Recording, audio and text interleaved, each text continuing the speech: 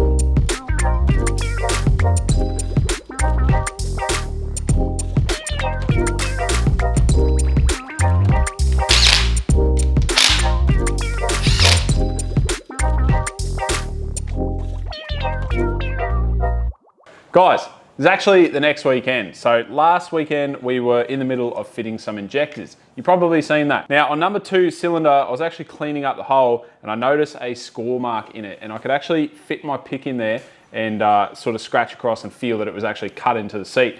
Now with common rail injectors, the seat is the most important part. It has to be super clean, super flat, and you get this little crush washer that crushes onto the seat and that seals the injector into the motor. So what I actually tried to do, which is a bit of a fail, is I went to Sydney Tools and I bought an injector seat cutter. Now the cutter did not work well. I actually made a complete mess of it and I called an engine shop and he said he can actually just professionally cut the seats for me, and it's only 40 bucks a seat, which is what I probably should have done in the first place. So just after the last bit that you were watching, I actually loaded this motor up and just dropped it like 5 minutes up the road to an engine shop, and they've cut 4 new injector seats for me. So these are now perfectly flat, they're within spec, and they are ready to go. And yeah, we are honestly just about ready to lift this thing up and sit it in the Patrol. So there's a couple of things that we need to do before we can actually put this in the car, and I really want to achieve that today. But we've got to weld up our engine mounts. Now we've got them sitting right there. We've got to take a few things out of the engine bay as well. And also I want to quickly tap our water sensor into the thermostat housing here. So this here is the thermostat housing, and right here is the factory water sensor. Now you can see this little notch right beside it. We are actually going to tap in our water temp sensor. So we're just going to drill a 8mm hole, and then I'm going to quickly tap that one in there, and that should be a much better spot to read because it's after the thermostat. What we had before is this little adapter here, and that actually takes the sensor in the top. But what happens with these things is if the thermostat doesn't open, the motor is getting really, really hot, but this is only reading what's in this pipe here. So it's not actually giving you a full accurate readout of what is going on in the motor. So we're gonna have a much better spot here.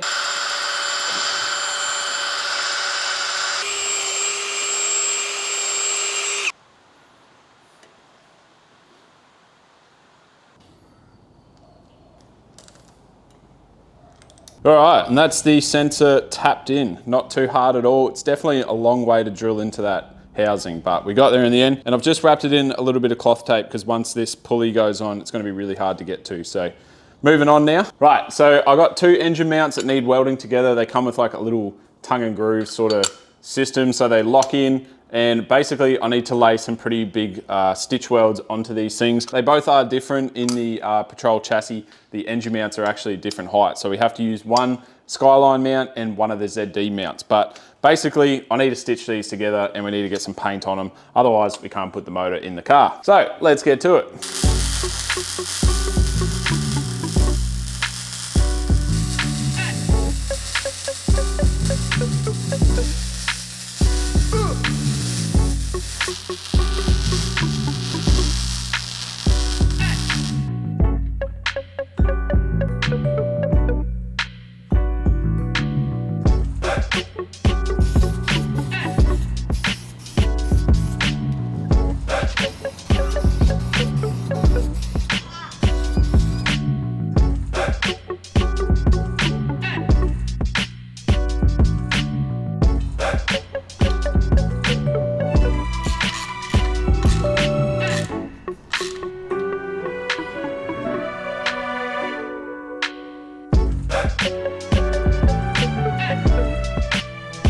In the engine bay, I have gone ahead and I've removed like the fuel filter. I've removed basically everything that was over in this corner as well.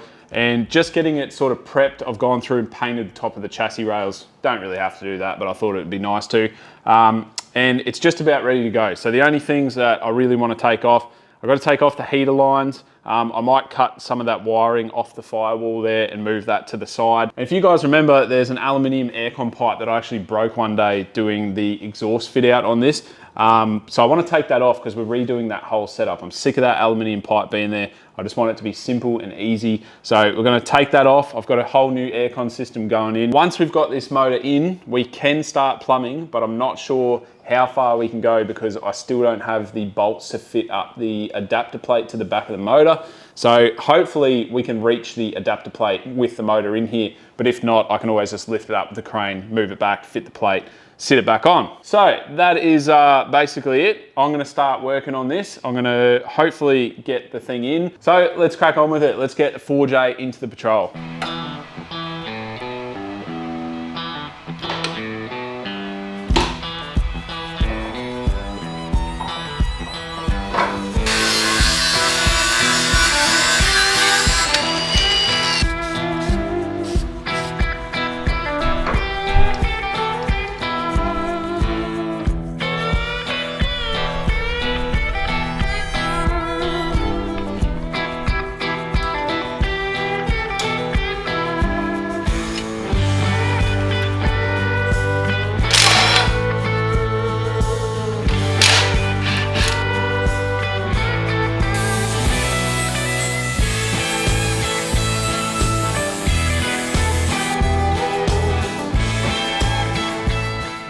It is now time to finally put this motor in.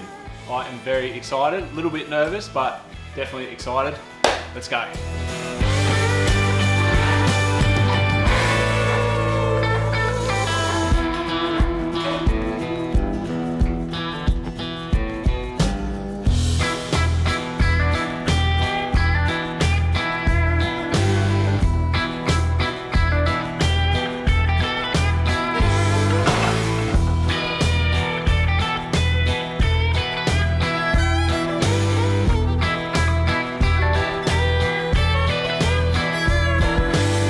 Right, 4J is in finally, so what we're going to do is go around and plumb up what we can do in this video, and then we'll call it a day. Looks sick.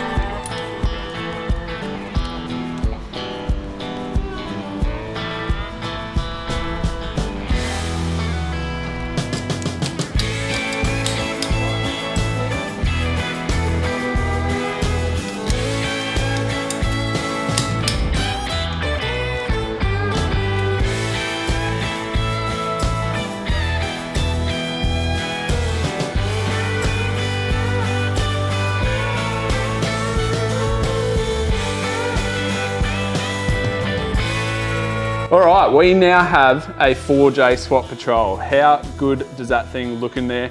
Now you can kind of see that it's not exactly sitting level, so I have actually ordered a shim for that ZD30 mount there, just to kind of bring that motor back to being level with the car. But as for it just plonking in, fits really, really nice. You can see we've got heaps more room than the ZD30. It's also another reason why this conversion is sick. This thing is much lighter than the ZD30 and it's actually much smaller. So in terms of it fitting in the engine bay, we've got way more room than we did with the ZD30, which is mint. Now you can see down there, we've got that engine mount. That's the ZD30 side, and that's the one we'll be shimming. And down here, we've got the Skyline mount just down there. Now also with that Skyline mount down there, you probably see me just cut that metal tab back. That's just so when it flexes up on the engine, it's not actually gonna foul on the chassis. Now you've probably seen that we've already started doing some plumbing. Now this aircon stuff is from Aussie 4J Adapters. He basically just sent me the fittings and the hose, and I've plumbed it all up myself. So all that we need to do now is get an aircon guy out to crimp that up and gas it up. We've got the high pressure side going straight in, that's nice and easy.